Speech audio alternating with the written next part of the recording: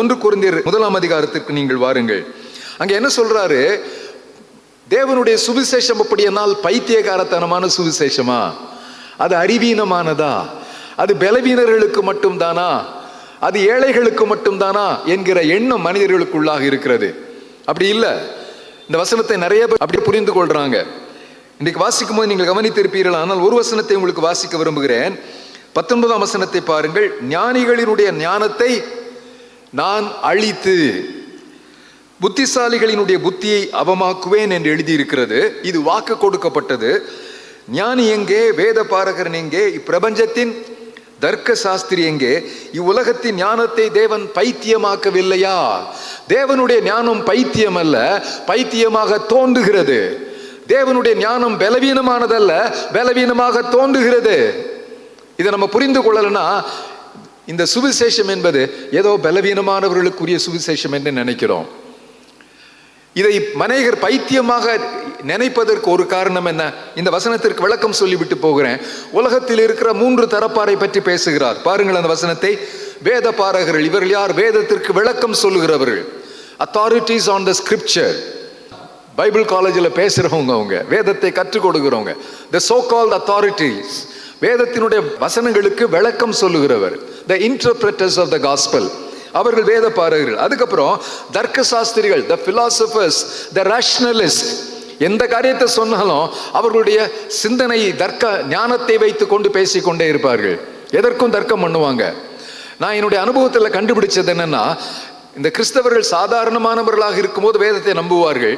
கொஞ்சம் நல்லா படிச்சுட்டு ஒரு டாக்டரேட் PhD வாங்கிட்டாங்கன்னு என்ன பண்ணுவாங்க? இதெல்லாம் நமக்கு உதவாது, இது அந்த காலத்து சரக்கு, இப்போ உள்ள அறிவுக்கு இது எட்டாதது என்று நினைத்து கொண்டிருக்கிறாங்க. உங்க வீட்டில் அப்படிப்பட்ட அதிக பிரசங்கிகள் இருப்பாங்க. அவங்கள நினைக்கிறது பெரிய அறிவாளி நினைச்சுக்குவாங்க. ஆனா வேதம் என்ன சொல்கிறது? உலகத்தினுடைய தர்க்கத்தை, உலகத்தின் வேத பாரகளினுடைய வேத விளக்கங்களை, தவறான விளக்கங்களை, இவ்வுலகத்தின் ஞானத்தை, the wisdom of the world, the intelligence of the world, the arguments of the world, the interpretations of the world, உலகம் என்னவெல்லாமோ சொல்லி இந்த சிலுவை ஓரம் கட்ட பார்க்கிறது. அதில் ஒரு காரியம் என்ன தெரியுமா? என்னங்க பைத்தியக்காரத்தனமா இருக்குது. ஒரு சிலுவையில் அறையப்பட்ட அறையில் 1 இன்ச்சு துணி கூட போடாம ஒரு கேவலமான சிலுவையில தொங்கப்பட்ட ஒரு ஆள், உயிர் கொடுத்த ஒரு ஆளை நீங்க எப்படி வணங்க முடியும்னு கேட்கிறாங்க. இது ஒரு நரபலி வணக்கம் இல்லையா? Is this not a cannibalistic religion? சிலுவையில ரத்தம் சிந்தினார்னு என்ன அர்த்தம்? அப்படித்தானே அர்த்தம். உயிர் கொடுத்தா. ரத்தம் சிந்துதல் இல்லாமல் பாவ மன்னிப்பு இல்லைன்னு சொல்றீங்களே, இந்த நவீன காலத்துல ரத்தத்தை பத்தியா பேசிட்டு இருக்கீங்க? அவர் உயிர் கொடுத்தார் என்பதற்கு தான் ரத்தம் என்கிற வார்த்தை பயன்படுத்தப்பட்டிருக்கிறது. அல்ல வேற ஒன்றும் மூடு மந்திரம் இல்லை. இயேசு கிறிஸ்து தம்மையே நமக்காக கொடுத்தார். எப்படி கொடுத்தார்? நம்மள மாதிரி மகாமடையர்கள் புரிந்து கொள்ள வேண்டும் என்பதற்காக சிலுவையிலே ரத்தத்தை சிந்தினார். அதை நம்ம நல்லா புரிந்து கொள்ளணும். மற்றபடி அவர் சிலுவையிலே சம்பாதித்தது என்ன? அவருடைய, நான் ஏற்கனவே சொன்னேன், கடவுளுடைய நீதியை நிலைநாட்டினார், கடவுளுடைய அன்பை நிலைநாட்டினார், பாவம் எவ்வளவு கொடியது என்பதை நிலைநாட்டினார், பாவத்துக்கான சன்மானத்தை அவர் செலுத்தி தீர்த்ததினால் நமக்கு மீட்பு வந்தது. இதுல நல்லா கவனிக்கணும். சுவிசேஷம் எல்லா காலத்திலும் எழும்புகின்ற எல்லா தர்க்க ஞானத்துக்கும் அடங்காதது. யாராவது நீங்க கொஞ்சம் அதிகம் படிச்சுட்டேன்னு நினைச்சிட்டு இந்த வேதத்தில் இதை நம்ப முடியாது, இது நரபலி கொடுக்கிற ஒரு மதம் என்று நினைத்து பேசி கொண்டிருக்கிறவர்கள் பார்த்தா சொல்லுங்க, அவர் நமக்காக மரித்ததை தான் அங்கு சொல்லப்பட்டிருக்கிறது. உலகம் எங்கிலும் இருக்கிற எல்லா சிவிலைசேஷன், எல்லா நாகரிகங்கள், எல்லா பழங்குடி மக்கள் எல்லாருடைய வரலாற்றில் நீங்க பார்த்தீங்கன்னா 2 காரியம் இருக்குன்னு சொல்றாங்க. ஒன்று, இந்த உலகம் எப்படி படைக்கப்பட்டது. ஆதியாகமம் 1ஆம் அதிகாரத்தில் சொல்லப்பட்டிருப்பது போல ஆதியிலே கடவுள் மனிதனை படைத்தார் என்கிற வரலாறு எல்லா சிவிலைசேஷன்லையும் இருக்குன்னு சொல்றாங்க. 2வது, பாவத்திற்கு பரிகாரமாக ரத்தம் சிந்தப்பட வேண்டும் என்கிற செய்தி அவர்களுக்குள் இருக்கிறது. ஆனால் அதற்கெல்லாம் முடிவு கட்டுவதற்காக இப்போ பெரிய வெள்ளிக்கிழமை அன்னைக்கு நம்ம ஏன் வெள்ளிக்கிழமை கொண்டாடுறோம்? வரலாற்றில் அதே போன்று ஒரு வெள்ளிக்கிழமை அன்று தான் ஆண்டவர் என்ன செய்தாரு? சிலுவைக்கு அவர் போனார். எதற்காக போனார்? இனி பலி செலுத்துதலுக்கு முடிவு கட்டுவதற்காக போனார். இனி பாவத்துக்கு பரிகாரமாக மனிதன் பலி செலுத்த வேண்டியது அவசியமில்லை. சபையில் ஒரு ஆல்டர் வச்சிருக்காங்களே, இது எதுக்கு வச்சிருக்காங்க தெரியுமா? அந்த டேபிள்ல காணிக்கை பைய வைக்கிறதுக்கா, இல்லைன்னா அந்த பரிசுத்த வஸ்துக்களை வைப்பதற்கா? எதுக்கு வச்சிருக்காங்க தெரியுமா? பலி ஸ்தம்பித்து போய்விட்டது. நான் பேசுற தமிழ் புரியுதா உங்களுக்கு? இனி பலி செலுத்துவது வேண்டியதில்லை, அவசியம் இல்லை. ஒருவர் ஏற்கனவே பலியாக்கப்பட்டு விட்டார், பலிபீடம் வெறுமையாக இருக்கிறது. புரியுதா புரியலையா? புரியலன்னு சொன்னீங்கன்னா இப்பவுமே நான் நடந்து வீட்டுக்கு போயிடுறேன். ஏன்னா உங்க நேரத்தையும் நான் சாகடிக்க வேண்டாம், என் நேரத்தையும் நீங்க சாகடிக்க வேண்டாம். பலி ஸ்தம்பித்து போனது, நின்று விட்டது. இயேசு கிறிஸ்துவின் மரணத்தினால் இதுவரைக்கும் வரலாற்றில் செலுத்தப்பட்ட எல்லா பலிகளும் நின்று போனது. நம்ம ஊர்ல ஆன்மீகம் பேசுறாங்களே சில சைவர்கள், யாரையும் என்ன பேரை சொல்லி அடையாளப்படுத்த விரும்பல, அவங்க ஒரு காலத்துல நரபலி கொடுத்திருக்கிறாங்க. அஸ்வமேத யாகம், குதிரைகளை பலி கொடுத்து அந்த குதிரையை சமைச்சு சாப்பிட்டு இருக்காங்க. அது உங்களுக்கு தெரியுமா? மனிதனை பலி கொடுத்திருக்கிறார்கள். இன்னும் பெரிய பெரிய பாலம் கட்டினா என்ன பண்றாங்க? நரபலி கொடுக்குறாங்க. அது உங்களுக்கு தெரியுமா? எல்லாம் ரகசியமா தான் நடக்கும். அவங்களை யாரும் போலீஸ் கைது பண்ண மாட்டாங்க. இப்போ உலகமெங்கிலும் எல்லா நாகரிகங்களிலும் எல்லா இன கூட்டங்கள் மத்தியிலும் பலி செலுத்துவது பழக்கத்தில் தான் இருந்திருக்கிறது. இதை முடிவு கட்டுவதற்காக இயேசு கிறிஸ்து இந்த உலகத்துக்கு வந்தார். அதனால் இயேசு கிறிஸ்துவின் ரத்தம் சகல பாவங்களையும் நீக்கி நம்மை சுத்திகரிக்கிறது என்று வேதம் சொல்லுகிறது. அதனுடைய பொருள் என்ன? அவருடைய ரத்தம் சிந்துதலினால் பாவ மன்னிப்பு நமக்கு உண்டாயிருக்கிறது. இந்த பாவ மன்னிப்பினால் என்ன நடந்தது? மனிதனுக்கும் பிதாவுக்கும் மத்தியில் இருந்த தடுப்பு சுவர் தகர்க்கப்பட்டு விட்டது. மனிதனுக்கும் மத்தியில் இருந்த பகைமை என்னும் தடுப்பு சுவரை அவர் தகர்த்து விட்டார். அதனால்தான் அவர் 2 கற்பனை மனிதனுக்கு கொடுத்தார். என்ன என்று உங்களுக்கு வேறு தேவர் உண்டாயிருக்க வேண்டாம், உங்கள் முழு இருதயத்தோடும் முழு ஆத்மாவோடும் முழு மனதோடும் முழு பலத்தோடும் நீங்கள் அன்பு கூற வேண்டும் என்று சொன்னார். 2வது என்ன சொன்னார்? இதற்கு சமமாயிருக்கிற 2ஆம் கற்பனை என்னவென்றால், உன்னிடத்தில் நீ அன்பு கூறுவது போல பிறனிடத்திலும் அன்பு கூறுவாயாக. சக மனிதனிடத்தில் அன்பு, தேவனிடத்தில் அன்பு. தேவனிடத்தில் அன்பு கூறாதவன் சக மனிதனிடத்தில் அன்பு கூற மாட்டான். இங்கதான் இருக்கீங்களா? If only you know how to love the eternal spouse, you know how to love the earthly spouse ன்னு தேவனுடைய மனுஷன் ஒருத்தர் சொன்னாரு, C.S. லூயிஸ் என்றவர். இன்னொரு முறை சொல்லட்டுமா? நித்திய மணாளனை நீங்கள் காதலிக்க கற்றுக்கொள்ளவில்லை என்றால் உங்கள் மனைவியையோ உங்கள் புருஷனையோ நீங்கள் காதலிக்க மாட்டீர்கள். காதல்ன்ற வார்த்தைக்கு உங்களுக்கு அர்த்தமே தெரியாது போல்கண்ணா. அப்புறம் எதுக்கு கல்யாணம் பண்ணீங்கன்னு தெரியல எனக்கு. If you know only how to love the eternal spouse, you know how to love the earthly spouse. பிதாவினிடத்தில் அன்பு, அந்த அன்பின் நிமித்தம் விளைகின்ற அந்த அன்பின் அனுபவத்தினால் சக மனிதனிடத்தில் அன்பு கூறுவது. ஒருவனை எவ்வளவு அதிகம் மன்னிக்கப்படுகிறதோ அவ்வளவு தூரத்திற்கு அன்பு கூறுவானேன்னு ஆண்டவர் சொன்னார். இதெல்லாம் வேதத்தில் நம்ம வாசிக்கிற அழகான திருவாசகங்கள். இப்ப என்ன பேசிட்டு இருக்கிறோம்? உலகத்தின் ஞானத்தை போன்று தோன்றலாம், அவைகள் தான் பைத்தியமானது. உலகத்தினுடைய ஐஸ்வர்யவான்கள் தங்களை பணக்காரர்களை போல நினைக்கலாம், ஆண்டவருக்கு முன்பு அவர்கள் தரித்திரர்கள். நீங்கள் வெளிப்படுத்தின விசேஷம் 3ஆம் அதிகாரத்தில் ஒரு சபையை பற்றி பேசுகிறார். அது என்ன சபை? லவோதிக்கேயா சபை. அந்த சபை ஒரு காலத்துல ரொம்ப செல்வந்தமான சபை, பலமுறை பூகம்பத்தினால் அழிந்து போன சபை. அவருடைய செல்வ வளமையினால் அதை மீண்டும் மீண்டும் திரும்ப கட்டி கொண்டார்களாம். அங்க பெரிய ரோரிங் டெக்ஸ்டைல் இண்டஸ்ட்ரி இருந்தது, மருத்துவம் இருந்தது.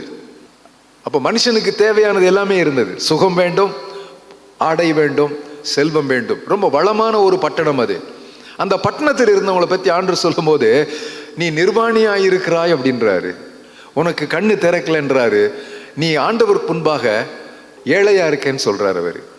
You are poor. ஆவிக்குரிய ஏழ்மையை சொல்லுகிறார், ஆவிக்குரிய கபோதித்தனத்தை சொல்லுகிறார், ஆவிக்குரிய அறியாமையை பற்றி பேசுகிறார். வெளியில பார்ப்பதற்கு எல்லாம் இருக்கிறது, ஆனால் உள்ளுக்குள்ளோ நீங்கள் பரம ஏழைகளாக இருக்கிறீர்கள். உங்களுக்கு கண் தேர்வில்லை, உங்களுடைய வாழ்க்கையில் பாவம் பெருத்திருப்பதினால் வெட்கமில்லாமல் இருக்கிறீர்கள் என்று அவர் சொல்லுகிறார். உங்களுக்கு ஆண்டவர் உடுத்திக் கொள்வதற்கு பரிசுத்தம் என்னும் ஆடை கொடுக்க வேண்டும். அவர்தான் உங்களுக்கு ஞானம், அவர்தான் உங்களுக்கு மீட்பு, அவர்தான் பரிசுத்தம், அவர்தான் நீதி, அவர்தான் ரட்சிப்பு என்பதை நீங்கள் அறிய வேண்டும் என்பதைத்தான் அங்கே யோவான் மறைமுகமாக சொல்லுகிறார். 24ஆம் வசனத்தில் இன்னொரு முறை நான் வாசிக்கிறேன், கொஞ்சம் தயவு செய்து கவனியுங்கள். ஆகிலும் யூதரானாலும் கிரேக்கரானாலும், இதுல என்ன சொல்றாரு? ரட்சிப்பு பாரபட்சம் இல்லாமல் எல்லாருக்கும் பொது உடைமை ஆக்கப்பட்டது. It's not for exclusively for a Jew, it's even for a non-Jew. யூதர் அல்லாதவர்களுக்கும் யூதர்களுக்கும். யூதர் புறவினத்தவர் என்று அடிக்கடி பேசிக் கொண்டிருந்தார்கள். யூதர்கள் புறவினத்தவரோடு கலக்க மாட்டார்கள், ஏனென்றால் நாங்கள் சுத்தர்கள். ஆண்டவர் சொன்னாரு, நான் 2 பேருக்காக மரித்தேன்னு சொல்றாரு. புதிய செய்தி தானே இது. எல்லாருக்காக அவர் மரித்தார், சிலருக்காக மட்டும் அவர் மரிக்கவில்லை. ஆபிரகாமுக்கு வாக்களிக்கப்பட்டதினால் ஆபிரகாமின் சந்ததியார் என்று சொன்னால் யார்? அவருடைய ரட்சிப்பை பெற்றுக்கொண்ட எல்லாருக்கும். ஆதாமின் வாரிசுகள் தான் யூதர்கள், ஆபிரகாமின் வாரிசுகள் அவரை விசுவாசிக்கிறவர்கள் எல்லாரும். அவர்கள் யாராயிருந்தாலும் சரி, தமிழ் பேசலாம், கன்னடம் பேசலாம், அவர்கள் ஆங்கிலம் பேசலாம், சமஸ்கிருதம் பேசலாம், அவர் எல்லாருக்காக மரித்தார். சரி, இப்போ கவனிங்க. யூதரானாலும் கிரேக்கரானாலும் எவர்கள் அழைக்கப்பட்டிருக்கிறார்களோ அவர்களுக்கு கிறிஸ்து தேவ பலனும் தேவ ஞானமுமாய் இருக்கிறார். மனித பலத்தினால் சம்பாதிக்க முடியாத, மனிதனுடைய பலத்தினால் அறிவு திறமையினால் பாவத்திலிருந்து மேற்கொள்ள முடியுமா? நான் ஏற்கனவே சொன்னேன், பலனற்றவர்களாக இருக்கும்போது இயேசு கிறிஸ்து நமக்காக மரித்தார். பாவம் செய்ய முடியாமல் நம்மால் இருக்க முடியல, ஏன்னா நமக்குள் பாவத்தின் வித்து இருக்கிறது என்று சொன்னேன். நாம் பலனற்றவர்கள், we are impotent, we are powerless. பரிசுத்தமாய் வாழ்வதற்கு நமக்கு சாத்தியக்கூறு இல்லை, நமக்காக அவர் மரித்தார். நம்முடைய ஞானம், இந்த உலகத்து ஞானம் அழுக்கான கந்தை, இந்த உலகத்தின் பரிசுத்தம் அழுக்கான கந்தை. இந்த உலக ஞானத்தினால் பரம ஞானத்தை நம்மால் புரிந்து கொள்ள முடியாது. ஆகையினால் இயேசு கிறிஸ்து இந்த உலகத்துக்கு நேரடியாக தன்னை பிரத்யட்சமாக காட்சிப்படுத்தினார். He came in order to demonstrate who God is, what salvation is all about. The sinfulness of man, the loving kindness and the mercy of the Lord. இதை நேரடியாக காட்சிப்படுத்தினார். இதற்காகத்தான் அவர் சிலுவைக்கு போனார். சரி, ஒரே ஒரு காரியத்தை சொல்லி முடிக்கிறேன். இது எல்லாத்தையும் ஒரு ஓமையில சொல்லணும்னா, ஆண்டவர் ஓமையில் தானே பேசினாரு. ஏன் ஓமையில பேசினாரு? புரிந்து கொள்ள முடியாத கருகலான ரகசியத்தை அவர் எளிமைப்படுத்துவதற்காக கதை சொன்னார். நானும் கதை சொல்லட்டுமா? சபையில் கதை சொன்னால் நல்லா கேட்பாங்க. வீட்டுக்கு போனோன்னு அந்த கதையை பற்றி தான் பேசுவாங்க. நீங்கள் எப்படியோ தெரியல. சரி, கேளுங்க, கேட்டு தான் ஆகணும். நீங்கள் அமெரிக்காவில், ஆப்பிரிக்காவிலிருந்து அடிமைகளை சங்கிலிகளினால் பாவி கப்பலில் கொண்டு வருவாங்களாம். கீழே மிதிப்பாங்க. அவர்களை மனிதர்களாக கூட நினைக்க மாட்டாங்க. காலில் செருப்பு கிடையாது, குளிரில் போட்டுக்கொள்வதற்கு மேலாடை கிடையாது. அப்படி அவர்களை கீழ்த்தரமாக நடத்துவார்கள். அங்கேருந்து பிடிச்சிட்டு வருவாங்க, ஆப்பிரிக்காவிலேருந்து கப்பலில் கொண்டு வருவாங்க. வந்ததுக்கப்புறம் அமெரிக்காவில் இறங்கினதுக்கப்புறம் ஏலம் விடுவாங்க அடிமைகளை. அந்த காலத்தில் இப்போ கடையில் ஏலம் விடுறாங்கல்ல, அங்கே அடிமைகளை ஏலம் விடுவாங்களாம். ஏலம் விடும்போது ஏலம் கேட்பாங்களாம். ஆளை பார்ப்பாங்க, நல்லா ஆஜானுபாகுவாக இருக்கிறான், நல்ல ஸ்ட்ராங் மேன், நல்ல வேலை செய்வான் நம்ம தோட்டத்தில் அப்படின்னு ஆளை பார்த்து எடுப்பாங்களாம். இந்த ஏலம் நடந்து கொண்டு இருக்கும்போது கடைசியில் ஏலத்துக்கு ஒரு பெண் ஒருத்தி வந்தாள். பார்க்க ரொம்ப வடிவா அழகா இருந்தா. ஆப்பிரிக்க பெண்ணு தான், ஆனால் நல்லா அழகா இருந்தா, வடிவா இருந்தா. ஏலம் ரொம்ப எகிரிச்சுன்னா தெரியுமா தமிழ்ல? போட்டி போட்டுட்டு ஓங்கி ஓங்கி ஏலம் கேட்டாங்களாம். ஒருவன் விடுற மாதிரி தெரியல, கேட்டுட்டே இருந்தானா. கடைசியில் எல்லாரும் நமக்கு இதுக்கு மேலே சாமர்த்தியம் எல்லாம் விட்டுட்டாங்களாம். கடைசியில் அவன் ஏலத்துக்கு எடுத்தானான். கவனிச்சிங்களா? இந்த ஒரு பெண்ணை, ஒரு வாலிபன், எல்லாருடைய மனசில் என்ன இருந்திருக்கும்? இந்த பொண்ணுடைய அழகில் அவன் மயங்கிட்டான், அதனால் அவள் ஏலத்துக்கு எடுத்தான்னு நினச்சாங்க. அவன் எடுத்தோன்னு சொன்னாலாம், நீ என்னை ஏலத்தில் எடுத்ததுக்கு ரொம்ப நன்றி, ஆனால் தயவுசெய்து என்னையும் என்னுடைய பெற்றோரை என்ன செய்திடாத, பிரிச்சிடாதன்னு அவன் கையெடுத்து கும்பிட்டாலாம். அவன் சொன்னானா, உன்னை நிரந்தரமாக விடுவிக்கிறதுக்காக தான் நான் இவ்வளோ பொருள் கொடுத்து எடுத்தேன்னு சொன்னானா. மனசிலாயோ? புரியுதான்னு கேட்டேன். புரியுதா? ஏன் ஏலத்தை உயர்த்தி எடுத்தான்? அவனுடைய அன்பினால், அவளை விடுவிக்க வேண்டும் என்கின்ற ஒரே அவனுடைய கரிசனையினால். உங்களையும் என்னை ஆண்டவர் பாவ சந்தையிலே நாமே நம்மை விற்று போட்டோம், வேற யாரும் கொண்டு போய் விற்கல. இருக்கீங்களா? ரொம்ப பக்தியாக உட்கார்ந்துருக்கீங்களே. பாவம் செய்கிற எவனும் பாவத்துக்கு அடிமையாக இருக்கிறான்.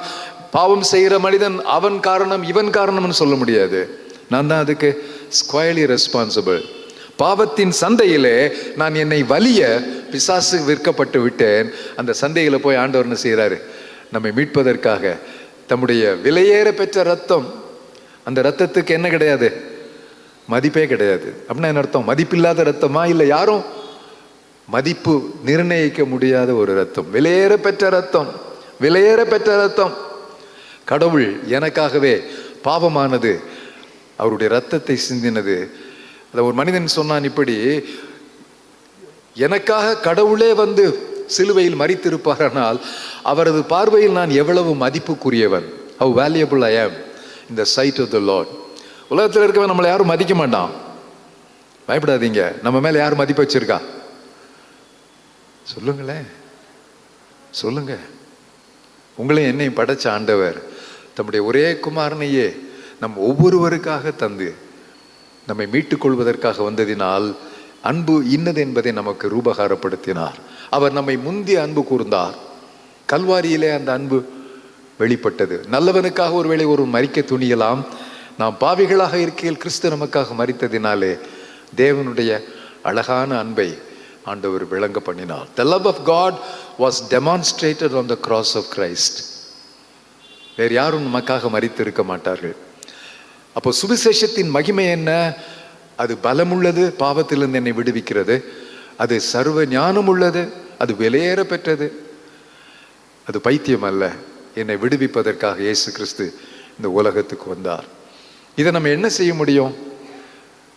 ரோமருக்கு எழுதின நிருபம் 6ஆம் அதிகாரத்தில் அதற்கு விளக்கம் சொல்லுகிறார். நான் உங்களை திறந்த அந்த வசனத்துக்கு எடுத்துட்டு போறதில்ல. நம்ம ஞானஸ்நானத்தை பற்றி பேசுகிறோம் இல்லையா? ஞானஸ்நானத்தின் உட்பொருளை பற்றி அங்கு விளக்கம் சொல்லுகிறார். நீங்கள் அவரோடு கூட மரித்து அவரோடு எழுந்தவர்களாக எண்ணிக்கொள்ளுங்கள். Count your self, reckon your self என்று ஆங்கிலத்தில் பயன்படுத்தப்பட்டிருக்கிறது. நீங்க மரிக்கல, நீங்க உயிர் தெழல. இயேசு கிறிஸ்து எனக்காக மரித்தார், ஆகினால் என்னுடைய கடந்த கால பாவங்கள் மன்னிக்கப்பட்டு விட்டது. ஏனென்றால் என்னுடைய குற்றத்திற்கு பதிலாளாக அவர் கல்வாரிக்கு போனார். அவர் உயிர் தெழுந்ததினால் நான் ஒரு புது மனிதனாக, பரிசுத்தவானாக தீர்க்கப்பட்டு அவரது சன்னதியிலே காணப்படுகிறேன். உலகமெங்கிலும் இருக்கிற நீதி சட்டத்தின்படி ஒரு குற்றவாளியை 2 முறை தண்டிக்க முடியாது.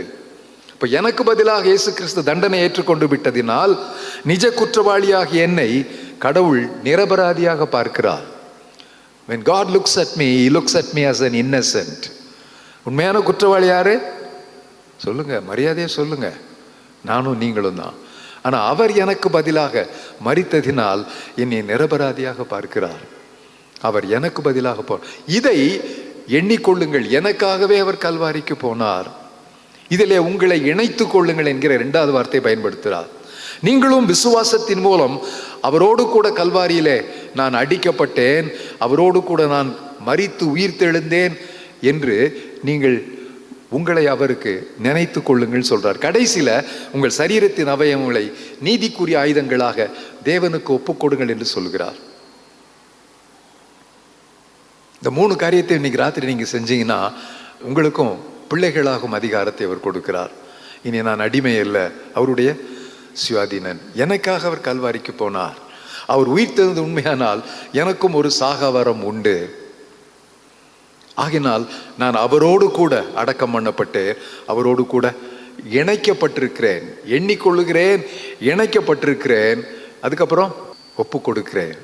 இனி மன்னிக்கப்பட்டிருக்கிற நான் இந்த பாவத்துக்கு நான் பழையபடி அடிமையாக கூடாது. தினம் தினம் என்னுடைய பாவ சரீரத்தை, இப்போ ஆண்டவரை ஏற்றுக்கொண்டுட்டோம், நான் அதை பழைய சரீரம் தான், பழைய உலகம்தான். பழைய பாவம் செய்வதற்கு வாய்ப்பு இருக்குதா? நீ அப்படியே இருந்தீங்கன்னா ஆண்டவர் அழகா சொன்னாரு, பிசாசு 7 பிசாசை கூட்டிட்டு வந்துடுவானா. காலியா இருக்கக்கூடாது. உங்கள் சரீரத்தின் அவயவங்களை நீதிக்குரிய ஆயுதங்களாக, உங்கள் ஆவி, ஆத்துமா, சரீரத்தை அனுதினமும் சிலுவையில் அறையுங்கள்.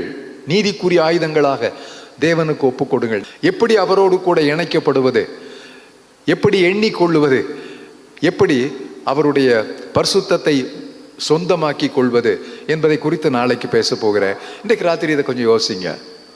யோசிப்பீங்களா? உங்க நாடியை பிடிச்சு கேட்கிறேன், யோசிங்க. ஜபிக்கலாமா? கண்களை மூடி சில நொடிகள் மாத்திரம் தலை தாழ்த்தி.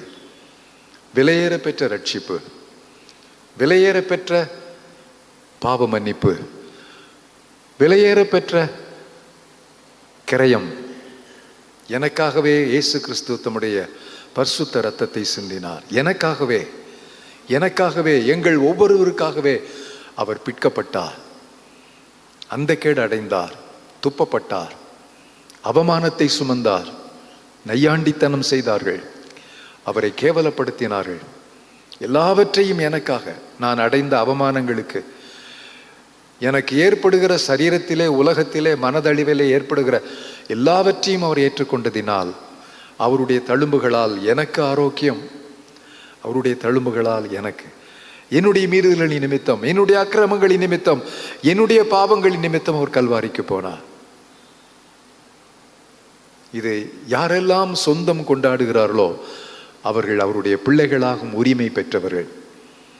யோவான் 1:12 சொல்கிறது, அவருடைய நாமத்தின் மேல் விசுவாசம் உள்ளவர்களாய் அவரை ஏற்றுக்கொண்டவர்கள் எத்தனை பேரோ அத்தனை பேரும் அவருடைய பிள்ளைகளாகும்படி அவர்களுக்கு உரிமம் வழங்கினார்.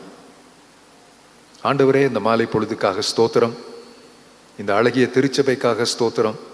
இந்த மாலையிலே நீர் அழைத்து வந்த விசுவாச வீட்டாருக்காக உமக்கு ஸ்தோத்திரம்.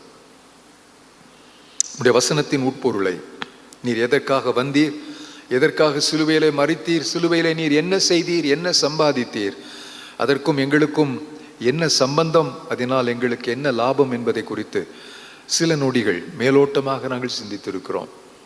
இதன் ஆழ்ந்த உட்பொருளை நாங்கள் கிரகிப்பதற்கு, செரிப்பதற்கு எங்களுக்கு கிருபை தாரும். எங்களுடைய ஆத்தும கண்களை திறந்தருளும். உம்முடைய சிலுவையின் அண்டையில் நீர் எங்களை வரவழைத்திருக்கிறீர். இந்த பெரிய பாக்கியத்தை நாங்கள் இழந்து போகாமல் இருக்க கிருபை பாராட்டும். இந்த மாலையில் எங்களோடு பேசி இருக்கிறீர் என்று நம்புகிறோம். இயேசுவின் நாமத்தில் ஜெபிக்கிறோம் பிதாவே, ஆமென். தேவாவியால் தூண்டப்பட்டவர் அனலான மக்கள், மீட்பர் இயேசுவின் சிநேகமானவர் அனலான மக்கள், தேவ கட்டளை கீழ்ப்படிந்தவர் அனலான மக்கள், வானளாவிய காட்சி பெற்றவர் அனலான மக்கள். அபாகா அபாகா அபாகா